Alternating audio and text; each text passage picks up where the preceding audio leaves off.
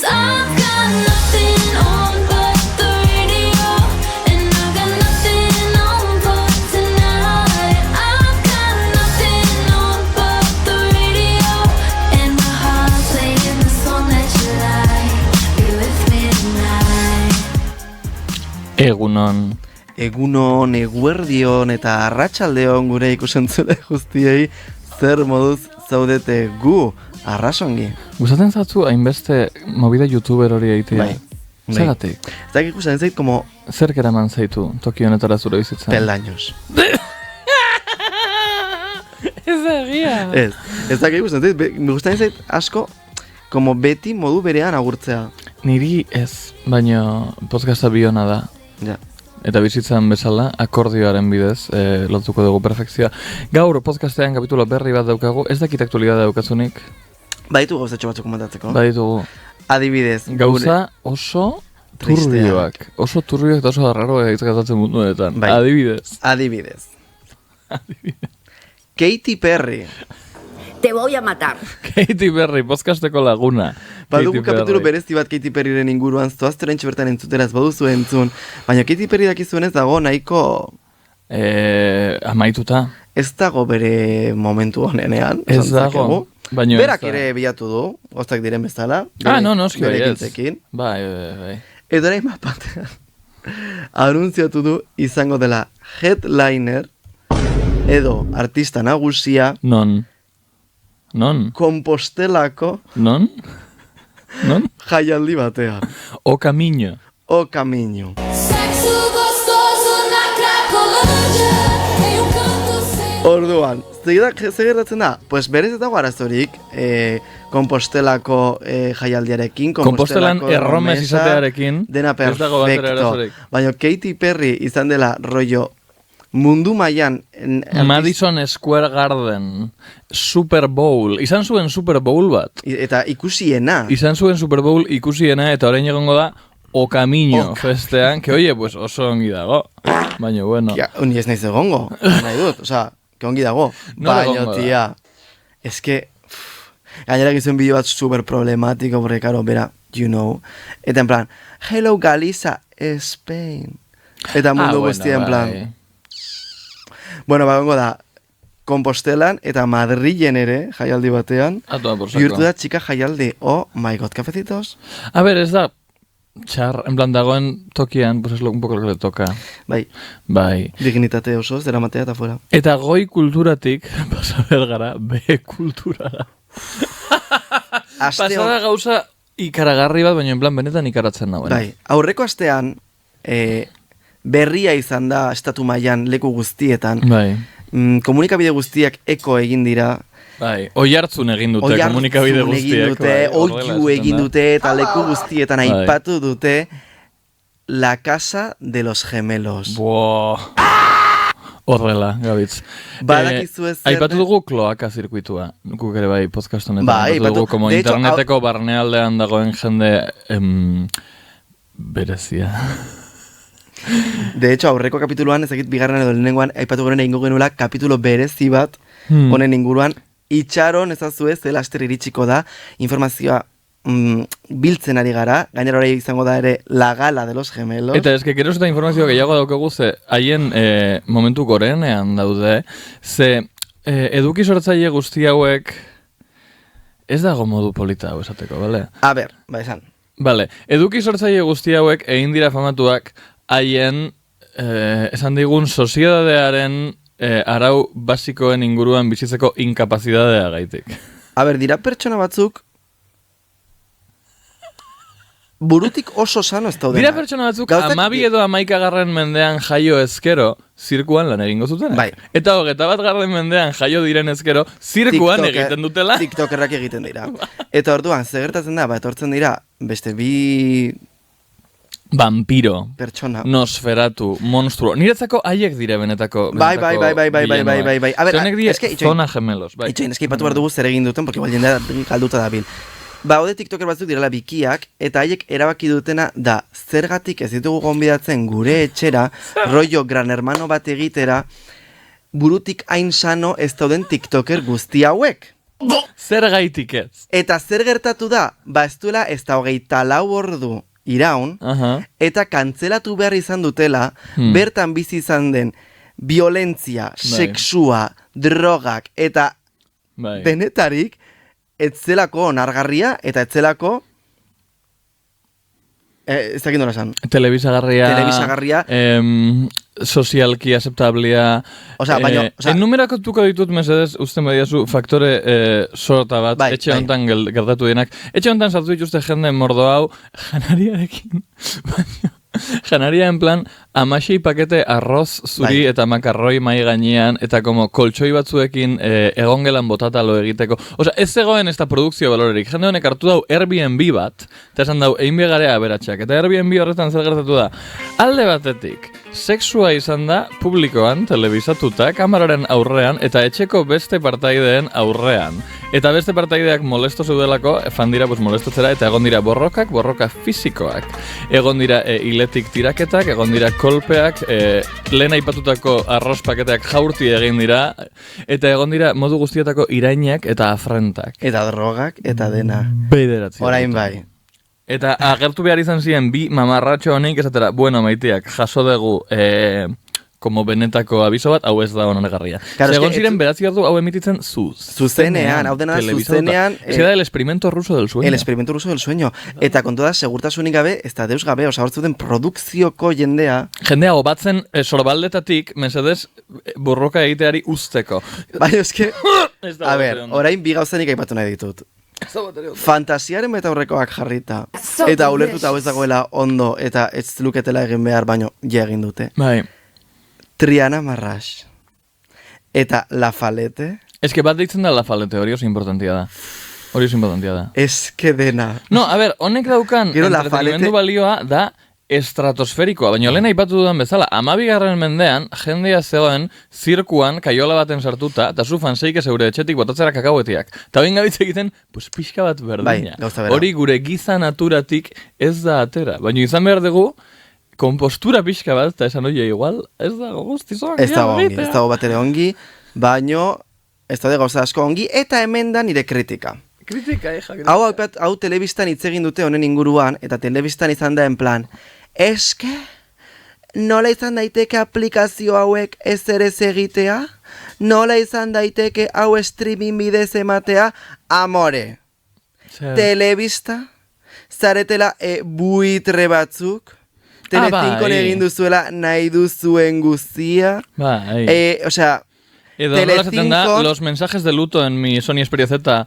Telezinkon Gran Hermano saioan, gogoratu dezagun, txuritu zutela, presuntamente, bortxaketa bat. Bai.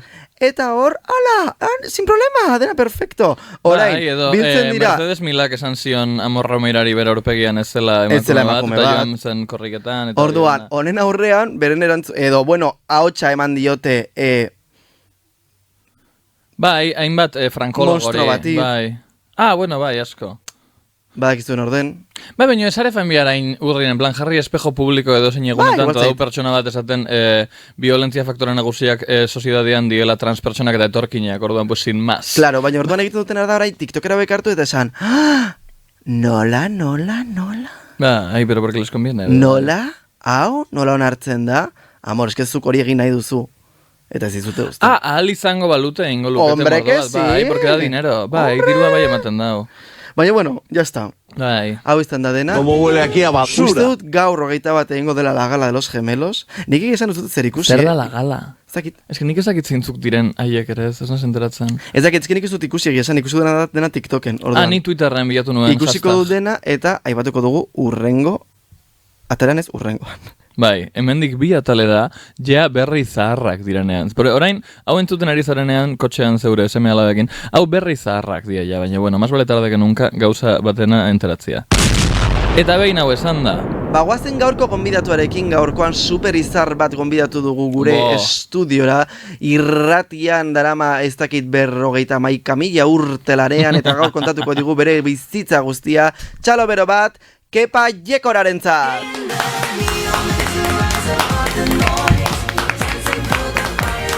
Kaixo. Etorri zara azkariño plumerio guztiakin. Ja, Dirudizu Sara Montiel. Baina kenduko dugu. Bai, ez? Vale. Lumak eta astinduko ditu. Jarriko dugu luma hemen aurrean, Bai. kolorea. Luma aurrean jarriko dugu gaurko Bai, programa. Gure Hemen Euskal Herria- ikotxari ere bai, jarriko diegu kolore Hori pixka da. bat. Euskal Herri irratian ez diogu beldurra koloreari, beste leku Eta askotan kaskoak igual, jantzi, bai. jakina. Bai, profesional, ez que profesionala zara. Bueno, egia esan da, ni erakartzen dut pilo bat irratiak. Irratiko leyenda bat, kondaira bat. Kondaira, ibili naiz, ni ibili naiz Paradiso irratian, ni ibili naiz Eguzki, ni ibili naiz etxe honetan, eta deitzen nauten guztietan, zebon, nik media maite dut. Bai, Solastea maite dut. Telebista baino gehiago, kuriositate, Bai, duda izpiri gabe, telebistak ez nago batera erakartzen, eta ibili naiz, lehenago komentatu dugu, eta piko urte nituela, gombidatu ninduten Euskal Telebistatik erlijioari eta ateismoari buruzko saio batera. Oh, Ah, oso interesante. Eta behan paratuta, nola dizu agertzea, zure izenaren ondoan, eta esan nuen, ateo protestante. Zenik esan duen, nik protestatzen dut asko, ez da? Eta orduan, Claro, baina- hor eman dut bizitza osoa, hor ziria sartzen, eta pixka bat ere, lagun batek zioen bezala, bueno, pues nahiko ladilla naiz, osea que... Baina ateo protestante oso grazisua da, ze protestante bada katolizismoaren Bai. rama bat. Orduan. Ja, baina protestatzea ere bona da. Bai. No, protestatzea izugarri ona da. Onaino ekarri gaitu protestatzea. Bai, ala da, protesta da bidea. Bai, totalmente. Baita provokazioa ere, bai. Bai, Bai, baina... eta oso ondo daramakigu biak, bai. Bai, eta, bueno, gero ipatuko, bueno, etxagan gotorai. Uste dut ere Esan. protestantismoa, oza, protestak ere aldatzen ari dela, eta itzultzen ari garela pixka bat, flop kulturak ez du violentziaren... Itxoin, flop kulturak eluke inoiz violentzia instituzionala honestuko. Orain esan? Hori da, baina itzultzen ari gara pixka bat violentziara, pixka bat itzultzen ari gara gauzak ongi egitera. Eta ni posten ari naiz? Eluke inoiz honestuko! Inoiz ez luke honestuko flop kulturak Ez egon gara oso lasai, egon gara oso relajaditas. Bai, Eta uste dut, badela garaia hain relajaditas ez egoteko, baina da Eneko Garziaren iritzia, Bai. ez da flop kulturaren iritzia, ez da gure gonbidatuaren iritzia, Bai. nirea da. Baina, bueno, sin más, hasiko gara, Bada garaia, zuzara, bai. denboraldi hontako lehenengo gonbidatua, lehenengoa. Aurreko denboraldian, gonbidatu bakoitzari galdetzen ginen lehenengo gauzatzen, ea alderdi arroxa edo alderdi beltzan esiri nahi zuten, denboraldietan ez du alderdi arroxa edo beltza, zera baki dugu elkarrekin indartsuagoak garela. Oh. Baina bai, denboraldi hontan baditugu Kiki eta Bouba. Hau da Egia Kiki, hau da Bouba, psikologian erabiltzen dira, pixka bat, bi... Bai, hau ez da guk inventotako Ez, ez, frikada ez, bat, ez, hau ez. existitzen da. Orduan, Kiki da hau, dela zorrotzagoa, Bai. dela puntaduna, eta Bai. gero dago Bouba dela kurbagoa, eta bar, zu, zer zara, Kiki Kiki. edo Bouba? Kiki. Kiki? Zara, Kiki. Ai, ama. Bai? Kiki. Zergatik? Bon, Osa, ezagutzen zorrotza, borde. Bueno, zorrotza nik asko ematen dut. Eta egia da, neurri berean ere asko exigitzen dudala. Irakasle izan du nahi, zibilbide profesionala gehientsunetan eta horretan eman dut. Eta, bon, ikasle izan direnek eta inguruan daudenek ere, erki ongi badakite, asko exigitzen dudala, baina neurri berean ere asko ematen dut. Eneri, bon, Geminis naiz, asko gustatzen zen planifikazioa. Geminis. Geminis, bai. Oh my god. Nire Eta- gustatzen zait. Eta orduan, bon, gustatzen zait, antolatzen direnean gauzak ongi antolatuak izatea, dena kontrolpean, eta orduan, baina, bueno, hor erantzun egiten dut, Nik hitza ematen baldin badut, bete egiten dut, eta saietzen naiz ahalik eta hobekien, eta gustatzen zait asko, jendea zaintzea, eta nire esan nahi izaten ere, bai. Hori egia da, ze lehenengo denboralditik esan zigun kepa etorriko zela, eta Bai. etorri zara? Mehatxatu zigun, etortzearekin, eta gaur bete eginda. Enaukan irudia zurea hain kontrolatzailea, hain zorrotza, hain zurruna, benetan? Baina da pixka como langilla, no? En plan, gauzak ongi egitea. Bai, Osa- bai, ni igual malguagoa naz aspektu horreta. Eske, nik hau esango, mira, nire gertzen, badakizu zer, ni Aries naiz. Nire naiz nahiko liderra, usten zei gauzak kontrolpean Ongi izatea, eta etorriak gauzak gure horoskopoaren ongi podcastera. eginak egotea. Bai. Eta uste dut, lan talde bat dagoenean, Mhm. beharrezkoa dela liderazgo bat. Ez lider bat, eta uste dut ez dela ere izan behar gauza piramidal bat ez da gutxiagorik ere, ze horizontala izan daiteke, baina Aha. bai behar da norbaitek gidatzea gauzak. Ni oso erosonago gidatuta izaten. Oso erosonago. Ni Naiz gidatzen. ardi bat bezala. Esan behar diazu nondik joan eta dut baiz egingo dugu dena. Baina bai, ez naiz batera lidernatua, eta naiz kanzer, honi ematen diozu ezentzua izarretatik.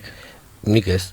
Pues ez ya diot está. ez, baina gertatzen dena da, askotan aipatzen dutenean, eta ordan Geminis izateak omen ditu bi alde, ezta? Bai. Aha. Eta ordan komeni zeidan aipatzen dut, eta Vale. komeni zaioaren ez dute Nik bai erraten. erabiltzen dut pixka bat horrela. Berdin, ordan Bai. berdin, baina nik ez diot ez dakit, eta aipatzen badiazu noiz den zure urte betetzea, nik ez dut segituan pensatzen ea ze horoskopoa zaren, Ah, nik ez ni dakat badai ideipez.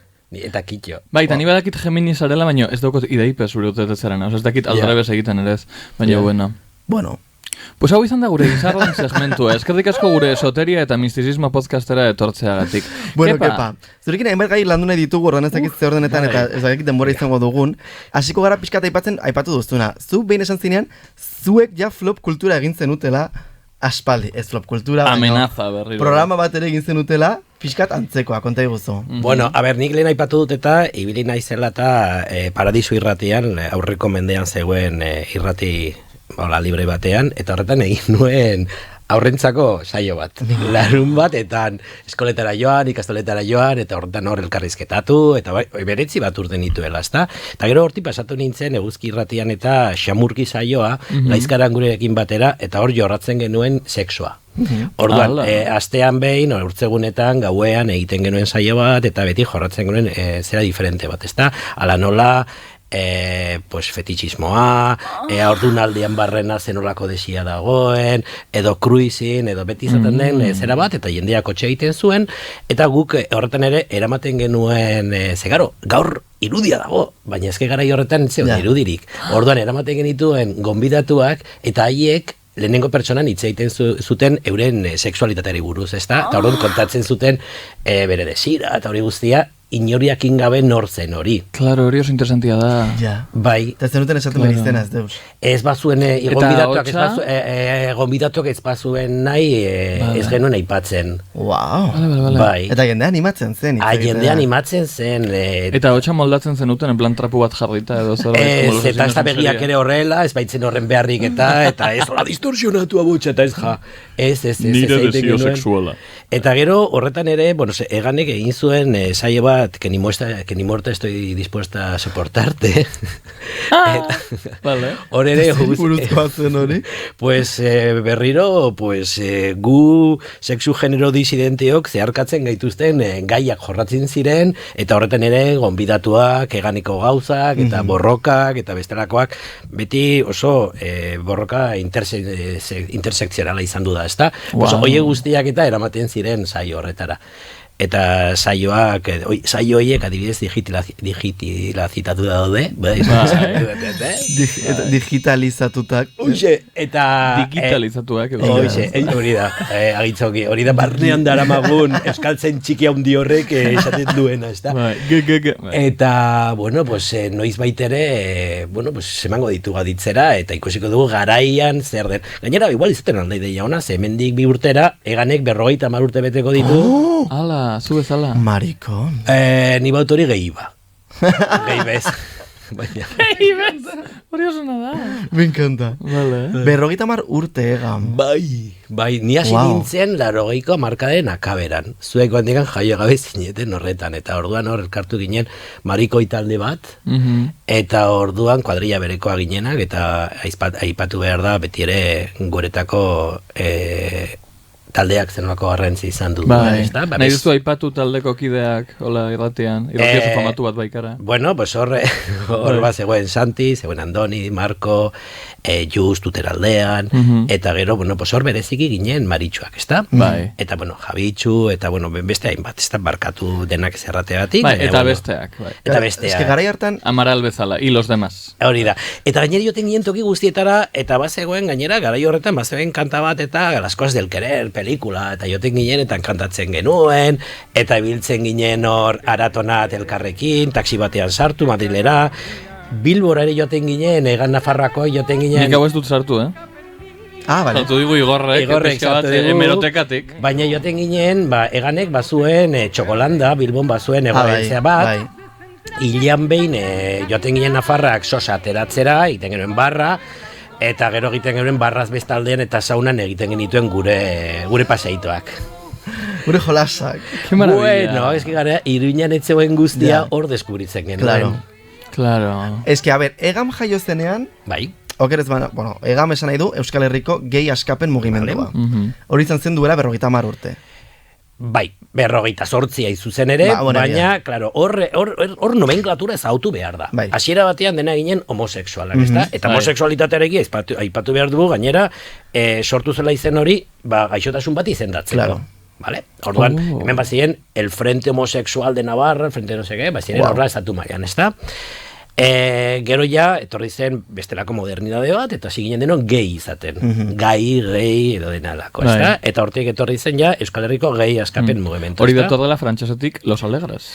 Bai. Edo hori da teoria sustentatu bai, ingelesetik. Edo ingelesetik, ez da? Baina ingelesekoa bada prestamo lingüistiko frantses bat, ze frantsesez gehi da feliz. Alegre. Bueno, kontua da, alaia... Nire lingüistikako irakasleak esan zuztan, Egia da alaia garela, orduan oso ongi egokitutako hitza da, ezta? Eta gero, ja, hasi ginen, pues tira, prozesu horretan izan gara, eta egia da, eganen barruan, izen hori izanik ere, kultura anglosaxoian eta gehi taldeetan ez dira soilik eta maritxuak, ezta? Izaten dira maritxuak, lesbiana, pertsonas transak, eta oie guztiak baziren eganen azmentan. Baziren oie guztiak, ezta? Gero ja emakumeek eta boieroek eta eskatzen zuten diskurso propioa eta sortu ziren oso bestelakoak, lumatza eta hasi ziren ja bide propioa hartzen, ezta? Eta hor maritxuak baino ez ginen geratu. Gero beste arrazoi batzuengatik eganek bat egin zuen Katalingorri proiektuaren alde, eta hor murgildu ginen, eta orain, 20. mendearen azkenengo koronavirus osteko zera horretan, mugimendu horretan, berriro hasi gara martxan, eta gainera, mantendu dugu izena, zene horrendi batean, izenak badu indarra, ez da? Bai, zantzarik. Baina orain ja ez dugu dena maiuskula zidazten, ja ez da Euskal Herriko gehi eskapen, bada, maiuskula eta bestia da, izena mantentzen dugu, baina da Euskal Herriko sexu askapen mugimendua. Bai, beraz, berriro ere bueltatu gara gure asmentara, gure taldean, Iruñeko taldean eta Gipuzkoan, Bizkaian eta Araban badira maritxoak, badira boieroak, badira transak, badira ezbitarrak, badira bisexualak, eta hori islatu nahi dugu. Sexu askapenean denok kabida badugu, baina diskurso potente batekin. Eta egamen gainera lan handi egiten duzue, hau erakusten, eta esango nuke hezkuntzan ere, eta adibidez antolatzen dituzue urtero, Maripensando. Bai. Pensando los márgenes. Bai, Marisolasak bazterretan. Marisolasak bazterretan. Marisolasak bazterretan, bai. Bai, ni hezkuntzatik nator, eta, esteilasien dikatuan ibili naiz 7 urtez, eta gainera esteilasen, 7-20ko gazteizkon batekin batera sortu genuen barruan ere LGTBIQ+ taldea. Eta hasi ginen material didaktikoa ere sortzen, eta, garrantzia handia eman diogu beti horreri, ezta? Orduan, bai egiten dugula esparru horretan, baina gero hor formakuntza edo berariazko formakuntza ere bultzatu dugu. Guri begira eta kanpora begira. Hau da, guk pensatzen dugu, guk diskurso antolatua propio eta sakonekoa izango badugu, bai guk ere ekarri behar dugula zer erakutsi duen jendea. Baina neurri berean ere, LGTBI mugimenduan ez dagoenari ere, esan behar zaio zer nolako aldarrikapenak egiten ditugun. Asalak eretan gelditu gabe, importantea da, Marisolasak bazterretan, burutu berri dugun, eta aurki gainera, ja, saretan berriro jarriko ditugu grabazioak, horrekarri ditugu punta-puntako, solaskideak. Mer Gomez izan da, eta orduan intersexualitateren gainean oso jantzita dagona, zuzeo ibilizara partaide honetan, bai, eta gero horrekin batera ere izan zen, Ira Ibriz. Orduan, jake, bitartasun, sexu bitartasunari, ez da? Ze hor oso bizitza bitartasunean bizi gara eta behartzen gaituzte horretan egitera. Eta horri ere nola erantzun eta horretorri da bigarren egea eta izan da autodefentsa transfeminista. Hor kontatu genuen aurrekoan eta irantzu barelarekin eta gero Itziar Zigarekin, Bilguneko kide batekin lagunduta ere bai. Eta arratsaldean, karo, eske guk pentsatu behar dugu positiboan, guk amestu behar dugu bestelako mundua, guk borrokatu behar dugu bestelako baten alde, eta horretan ekarri genuen Madrilgo talde bat, Ariskas taldea, eta hor utopia transfeministak. Ez dezagun ez dakit, pentsatu, hau dela, ez dakit, modu ilun eta tristea, eta pentsa dezagun positiboan koloretsua dela etorkizuna, eta borrokatuko gara horren. Bai. Eski bertzen az egin gugu negar, pues, ezin. No, total. Negar egin behar dugu, negar egin behar denean. Hori da, baino... Bai, horrein. Aldarreka dezagun eta negar egiteko eskubidea, baina neurri berean borroka da bidea. Eta provokazioa. Eta horregatarako, zenbat garren edizio izan da hau? 6. Eta hontaz gain antolatzen dituzu ere, Xoka. Konte guztu pixka bat. Euskeraz dira? Bai, hau aurrekoan eta erderaz izan duziren, baina oraingo honetan egingo dugun zera berria da Xoka. Eta Xoka da jardunaldea lotzen duena hizkuntza eta sexu genero disidentzia propio. Eta orduan laban izanen dira lehenengo biak, eta kondestablen eginen dugu fanzinkuirrak lantzeko hor taller bat. Eta beti ere, hizkuntza eta sexu genero disidentzia. Aurki izanen duzu horren gaineko informazioa, eta espero ezagun, bai, berriro, badira bestelako gauzak, beti egoten gara, eta gainera sartu berriak diren pertsonak, oso indartsu etorri dira taldera, eta hori eta gehiago egin du. Oso baudena azaroan, gordeia datak, eta egunak? 6an 14an, 20 eta 27an, 6an hortzegunarekin laban, 14an hortzegunarekin bada gainera hor kontzertu poetiko oso boieroa eta atxalde gauean, eta gero 25 hortzegunetan bi saioak eta fanzinkuirrak egiteko taller bat. Wow, pues hemen publizitatea egina. Izugarri. Aipatu nahi dut, zu egun zinela nire beste podcast batean, albinaztarazten 10 mandamentuak, eta gaur ez dugu gehiago luzatuko, ze jaitzen genuen hor, baina kontatu zenigun, bueno, bai? Bai, baina bat dute, dire ahaztu zitzaidan zerbait. Bai? Aipatuko dugu gainera zein zen gaia, eta zen... Bai, klandestinitate sexuala. Klandestinitatea eta lizunkeria. Vale, baina lizunkeria gero pentsatu nuen, ez gara zule eluze hitz egin, nondik egiten dugun irakurketa hori. Hau da, zer den lizunkeria. Vale. Eta orduan lizunkeria neurrendi batean egiten dugu, moraletik, ezta? Moral katolikoa, erakutzen dugu, eta berdin egiten da, bai, barkamen askatzen dugunean. Eske baditu gauza batzuk eta oso katolikoak direnak, baitugu oso izugarri, bai. Orduan, erlijio katolikoak esaten digu, zer den ongi, hau da, zer den moralaren barruan, zer den onetxita, eta moraletik kanpo dagoena da lizunkeria. Bai. Pertsona lizunak, ezta? Eta lizunkeriak izan du dira, gaur normaltzat edo ja ohikotzat hartzen ditugun gauza batzuk, ezta? Orduan, nik beti aldarrikatu dut, guk salto egin behar dugula moraletik etikara. Hau da, guk elkar zaindu behar dugu. Eta badekigu gure etikaren arabera zein diren, ongi diren gauzak, gure ustez eta ongi ez direnak, ezta? Baina ahaz dezagun, bazter dezagun Eliza Katolikoak zer dion, ezta? Total. Claro, ze guk adineko pertsona bati, 90 urte dituen pertsona bati galdetzen baldin badiogu, adibidez, sexu orala hitz egiteaz aparte, bai, ea ongi iruditzen zaion, gerta daiteke esatea ez dula inoiz egin bere bikote lagunarekin. Orain gure adinekoen artean hori erabat gaindituta dago. Hori moralki baztertuta zegoen, baina gure kasuan izango da etikoa baldin eta hor dauden pertsonen arteko adostasuna badago. Claro, ez dauko konotaziorik katolikoak ez direnak, badakizu, daukon karga negatibo bakarra da katolizismoa dekarra, eta orduan, pues kentzen dozu erditik da jazta. Claro, ze etikoki, pues genial, un sexo oral. Bai, egia da luzi mintzatu ginen la horretan, eta oso gustora izan ditzen ni horretan, baina gero pentsatu nuen, oinarrizko hori, zer den lizuna eta zeren arabera, erabakitzen dugun zer den lizuna, hor, dugun katolizismoaren zama ikaragarria da.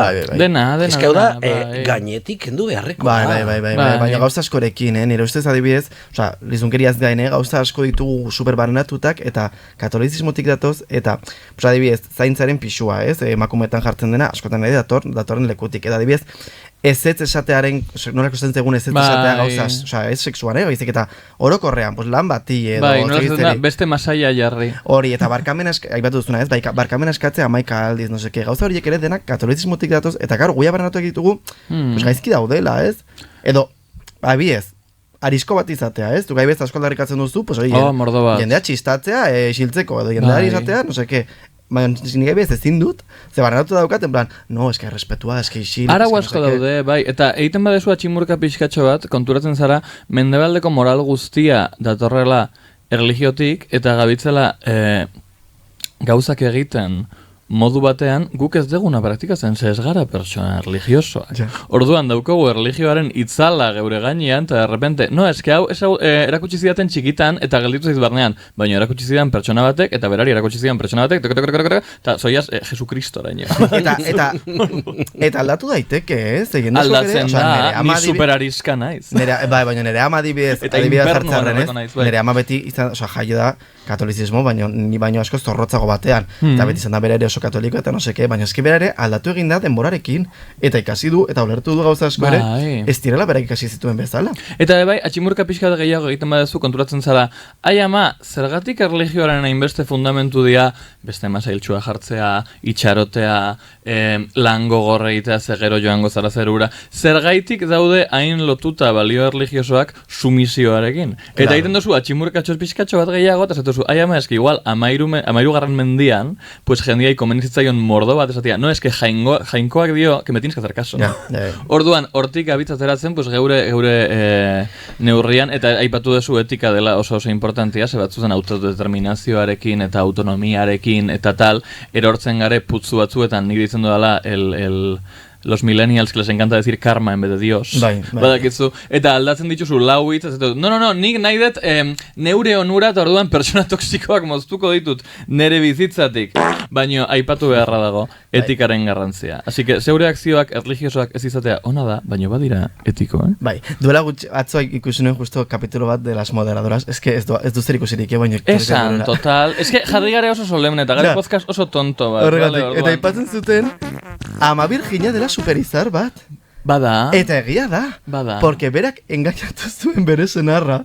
Esan zion, no, una paloma. Bai. Uso batek utzi nau aurdun, eta ez du bakarrik bere senarra engainatu. Mundu osoa. Mundu osoa engainatu du. Bai. Eta mundu guztiak eman dio en plan, egia da. Uso bat izan da, en plan. Amore, badakizu, tanto que decís la ciencia, tanto que es la ciencia, badakizu nola sortzen dira umeak. Bai. Negozitatzen dizuet. Eta erderaz, behin eta berriro esan digute, amaros los unos a los otros. Egia Claro, da. bai. Ama el prójimo, bai. Hori oso lelo maritxua da. Total. Bada. Total. Izan daiteke egam, amaros los unos a los otros. Bai, literal. Total. Daukaten Infowarsen teoria bat Ama Virginia transarena dela, en plan, jainkoaren jaiotza bakarrik izango lirateke benetako mirari bat Ama Virginia emakume trans bat izango balitz.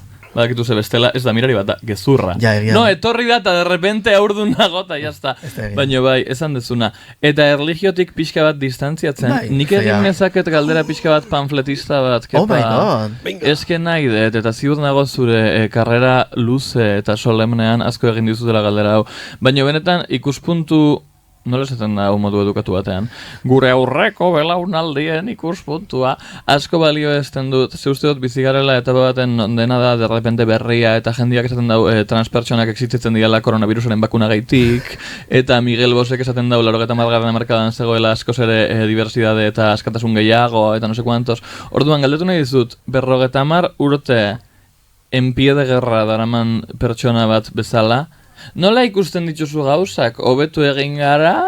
Bueno, nik uste du, lehenik eta behin gaztetasunaren tontakeriak sendatzen direla dinaren poderioz. Denboraren poderioz. Eskerrak, porque nas tonta perdida. Porque gainera, bai, zuk 20 bat urte dituzula eta pensatzen duzu, aurrean zeola deus eta zeu ari zarela dena asmatzen. Dena asmatzen, literal. Zuk aipatu duzun horretan, orain denak daude Grindr, zaudete Grindr eta erabildiz, ezta? Bai. Pues gure garaian baziren bezalako bideak, ezta? Eta orduan postakutxak izaten ziren, guk idazten genuen hortara, eskutitzen bidez, gero iparraldean bazen Minitel, eta orduan bazen Frantzia estatuar barrean bazen ordenagailuen bitartez, osea que... Chatroom. Bai, eta badien horrelako gauzak, ezta? Bai. Eta aurrekoan beti izan da kruizin. Orduan beti izan dugu, maritxok izan dugu, aman komune izan dugun zerbait izan da begiraden garrantzia, ezta? Karrikan barrena joan, topatu, eta begiratu elkarri, eta edo bestenaz, komun publikoetan, parkeetan, beti gainera gustatu zaigu, gaua, eta baina gaua gustatu, eta gaura ere eraman gaituzte. Bai, klandestinidade hau behartua izan da. Behin beharraren barruan, pues ondo pasa da. Baina behartuta. Orduan, nik uste dut, belaunaldi ezberdinetan ere antzekoak diren prozesuak bizi izan ditugula, ezta? Hor, gure garaian, beti izaten da, eske gure garaian eta pues zurean adineko ez duzue referenterik izan. Mentira, hori da egia. Izan ditugu erreferente negatiboak. Eta hori importantia da. Eta izan dugu beti txistearen erreferentea, izan dugu irainaren erreferentea, erasoren erreferentea, legeak bazter batean jartzen zuen erreferentea, ezta? Baina gero neurri batean ere, bazegoen gaur egun fanfikzioarekin egiten den, ezta? Guk irudikatzen genituen bestelakoak, ezta? Eta orduan, telebistan, eta orain irri egingo duzu, Rafaela Carraren edo estelako dantzarak egertzen zirenean, gu begira egoten ginen. Dantzaria, ke lista dantzariak. Maja, eske hori zen, baina eske hori zen, klaro, eske zer nahi duzu zatea, batetik etzegoen ez internet, aldizkari pornoak bat ziren, baina batekin bagenuen zenbait saiotarako eta behin eta berriro, ez da? Bai, eta gero eskutatu behar dira hogearen azpian, eta jendeak hartzen ditu. Dakizen zer izan zen gehiagoekin edo momentuak gehiagoetan ikusten. Joaten zinean kaltzontzioak erostera. Eta modeloak. Eta de repente ikusten ziruten modeloak hor en las imágenes, tan en plan... Ba, beira. Oh my God. Hori nahi Txikitan. dut. Claro, eta orduan, zuen inguruan, zuek esango duzue, nik ez dut prozesu hori izan, baina jakin dezagun gure mundutik aparte badirela bestelako realitateak. Eta horrendik badira, eremu, landa eremuan, edo hiri eremuetan ere, gaizki prozesu zaila pasatzen ari diren ni bezalako persona. Dela inguru religioso batean bizirelakoz, dela oso fascistak direlakoz ingurukoak, hainbat gauza, ezta? Orduan, denok dugu zerbait amankomunean, denok pensatzen dugu lehenago etzegola deus, baina neurri handi batean, zaudeten tokian zaudete aurrekoek, guk eta aurrekoen egindako lanaren emaitzen, pixka bat izan zirelako gara, eta garelako izanen dira. Bai hori zen. Pues bai, baina ala da, nik dut hasia ere egiten dugula, eta orduan hasi horrek eta batzutan fruitu hona ematen du, eta beste batzutan ematen du fruitu ustela. Bai. Ala ere uste dut, eta nik azken aldean ikusi dut, gero eta como elkartasun handiagoa, ez? Aurreko belaunaldi eta belaunaldi berriagoen artean, eta bai, como gutxienez intentzio bat, elkarrekin borroka bat egiteko, eta elkarrekin zerbait egiteko. Begira, nik dut akatsa dela pensatzea Maritxua baldin manaiz bakarrik landuko ditu dela Maritxu izatearekin zer ikusirek duen oro, ezta? Nik dut hori akatsa handia dela, eta baina talde batzuk eta taldetzen dugu, arrazakeria, Palestina, eske ez du honek zer ikusirek nire barrakerik, barkatu. Hori ez da egia. Lehen da bizi badauka, eta bigarrengoz hori da superikuspuntu egozentriko. Claro. En plan, literalmente anti-minoritario. Baina eske badaude talde batzuk, non, eske... ¿Esan? A ver, ez dute borrokarik egin nahi. Salen cosas. No, salen cosas, eta ez dut zenak esango, baina como gay talde asko, que dira como super gay, eta beren preocupazio bakarra da, asteburuntan nora jango diren, pues cariño mío. Claro, eta orduan, gu beti bideo honetan landu ditugu oso bestelako gaiak. Landu dugu arrazakeriaren kontua, klasearen kontua, gero, tira bestelako diversitateak, ni Maritxo naiz, baina inguruan badira, bestelako egoren. Eta gero, adinkeria edo edadismoa, ezta?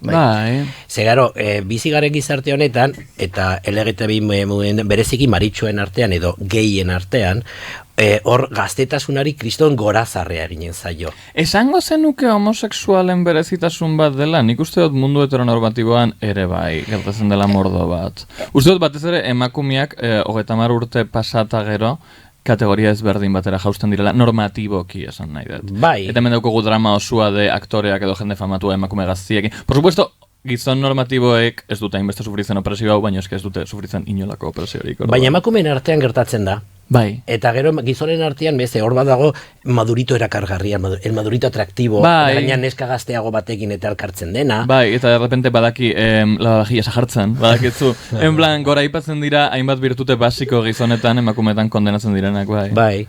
Orduan bai, egia da jendarte osoaren eta joera bat dela, ezta? Baina gure munduan badakigu kriston garrantzia zenbait esparrutan bederen.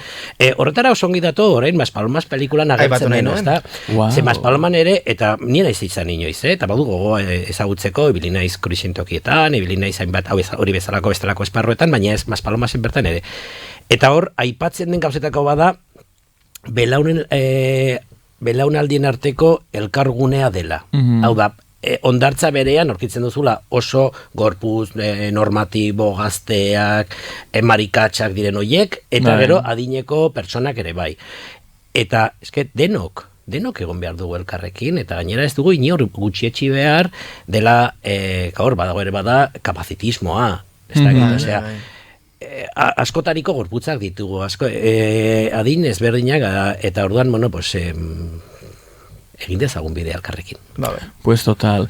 Igor, galdetu bat dizut denbora, zeitz egin bat dugu Mas Palomosen inguruan, eta gero jolastu behar dugu jolasetara. Pues igual jolastu bertzeko materako. Pues igual jolastu bertzeko materako. Mas Palomas pelikulan, aipatzen da, bueno, gai nagusia da, LGBT pertsona helduen bizitza, gehien bat bizi duten askotan bakardadea, askotan nola ezkutuan bizi behar duten bizitza bat dela, eta abar, zuk olako realitateak ere ezagutzen dituzu, gertatzen dira gaur egun. Begira, hor badira bi kontu pelikularen inguruan. Pelikulan badira oso esplizituak diren, oso agerikoak diren sexu jarduerak, ezta? Eta horrek sortu du nolabaiteko arrabotsa eta gainera bada jende heteroa, bereziki, esaten duena ez dela eroso sentitu adineko gizonak eta hor larrutan ikustean, ezta? Ke putada. Baina hor badago sexofobia. Ez dugu askotan hitz egiten sexofobiaz, ez da? Gure jendartean gainera oso ohituak gaude gizon eta emakumeen eta sexu harremanak ikusten telebistan eta hainbatetan, ez da? Baina bi gizon edo bi emakume esplizituak diren horiek eta ez da? Bai, eta harreman como oso etereo hauek, como, de repente, pelikuletako esenak ez diela bat ere benetako, eta oso gauza idealizatu bat. Eta molestia badago bereziki kanpo honetan, pues oso esanguratsua da. Eta gainera esan nahi dut, ez nahi zer oso sentitu pelikula hori ikusten, da como oso kritika infantiloide bat. En plan, tio, pelikula bat da, pues batzutan badauko mezu bat ematea, da igual zergatik ez sentitu eroso, gero ez dira. Eta gero badago, bigarren kontu bat ere, bada adineko pertsona bat eta arrazoi batengatik eta, pues, zarretxe batean edo olako egoitza batean sartzen dena, ezta? Eta de repente sartzen da, horrekin batera, armairuan ere sartzen da, ezta? Eta hau da realitate bat. Noski. Bada jendea eta lehenengo belaunaldia gara, nolabait ere askatasunean eta bizizan garena, eta gero, zenbait kasutan, hirugarren adinera aigatzen direnean, hirugarren adinera, edo behar adin horretara aigatzen direnean, egoitza batera joan, eta berriro esartzen dira armairuan. Claro. Eta gainera, hor badago beste berezitasun bat. Eske, nor topatzen alduzu horretan? Batetik, zu igual eskolan gaizki tratatu zaituen jendea. Imagina dezagun, herri txiki batean, belaunaldi berdinekoa, eskolan, justu bullying egin dizuten hoiek, berriro, adin horretan berriro topatzen zara hoiekin. Eta gainera, zaurgarritasun egoera batean izaki, konturatzen zara, gerta daitekelako, zaintzailek ere ez errespetatzea. Ze izan daiteke toki erlijioso bat. Orduan, horri nola erantzun? Sortzen ari dira estatuan berariazko egoitzak ongi hartatzeko. Irtenbidea da, gutxienez, lortu behar duguna da, egoera horretan dauden pertsona horiek, modu honean tratatuak izatea, babestua izatea, eta orduan haiek diren bezala, menetan diren bezala agertzea beste egoilarren aurrean. Total, que elbura izango litzateke berriz ere ez egotea, baino denek beharrekin bezala. Behar batetik sortzen dira.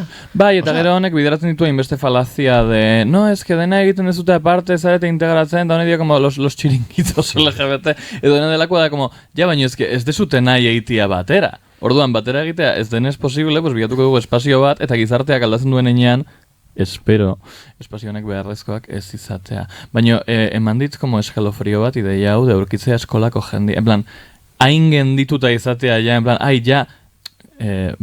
ja hil egin behar naiz, eta egoitza honetara noa eta berriro eskolako jende putia.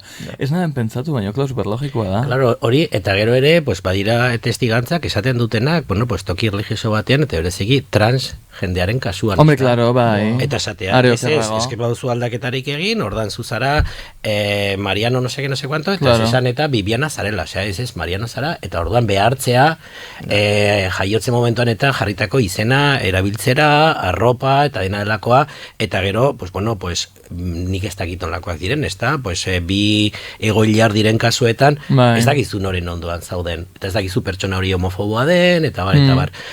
nik behin lan bat egin nuen unibertsitaterako eta aurkitutako ikerketa batean, Inglaterran egindako batean, eta esaten zuten. Bai, errespetatzen ditut, baina nigandik urruti badaude.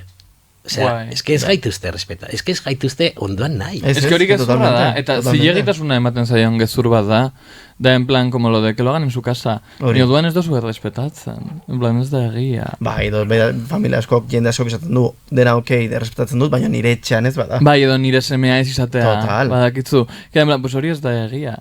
Eta gero esku dut ere, nik beti esaten dut, errespetua ez dela bakarrik, egiten edutena eta jazta. No, hori da ere- tolerantzia.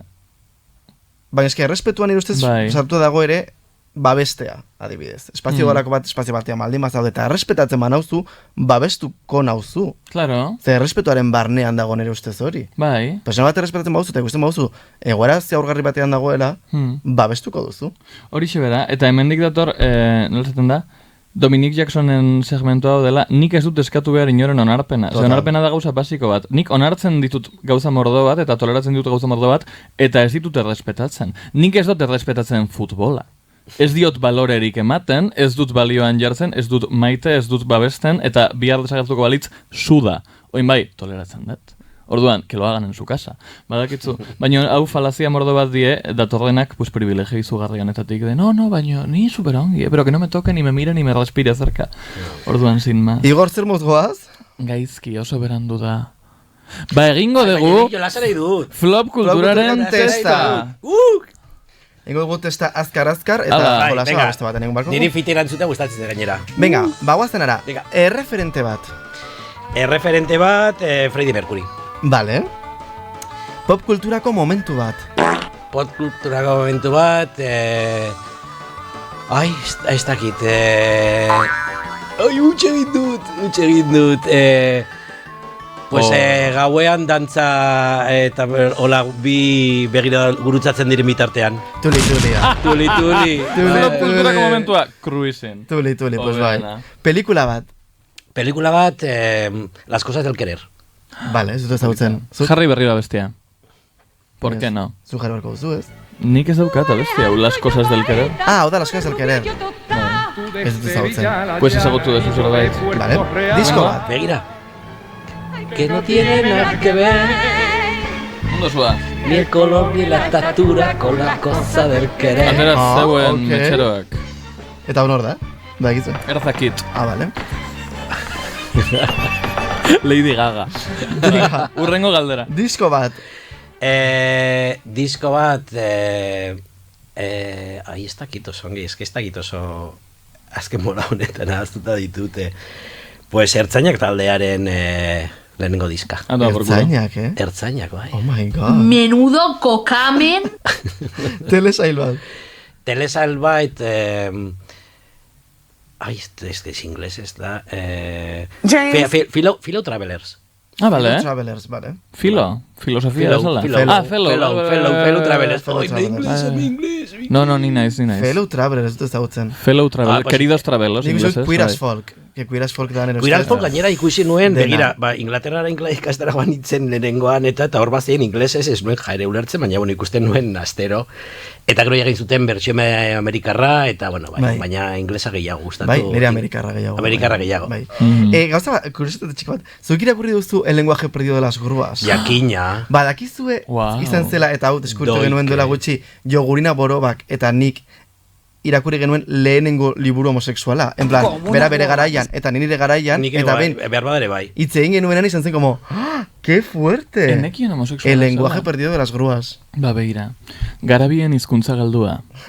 Eskuragarri elkarren. Venga, gorrotatzen duzu norbait. Gorrotatzen dudan norbait, ez dakite.